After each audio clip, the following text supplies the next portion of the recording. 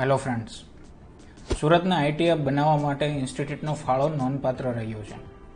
પરંતુ ઘણા સમયથી આઈટી ક્ષેત્રે એક સ્કેમ ચાલી રહ્યો છે. એ છે 100% જોબ પ્લેસમેન્ટ કે 100% જોબ ગેરંટી.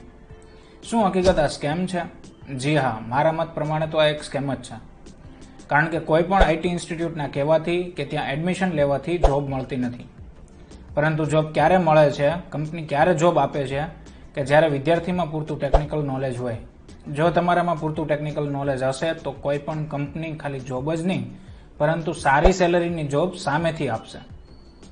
સુરતના એવા ઘણા આઈટી ઇન્સ્ટિટ્યૂટ છે જે ખાલી જોબ આપવાનું લાલચ આપીને વિદ્યાર્થીઓને એડમિશન મેળવે છે. અને ઘણા ઇન્સ્ટિટ્યૂટ એવા બી છે જે વિદ્યાર્થીનું ટેકનિકલ નોલેજમાં વધારો થાય એવો ખાસો એવો પ્રયાસ બી કરે છે. હકીકત આ વસ્તુ છે એક ગંભીર પ્રશ્ન છે.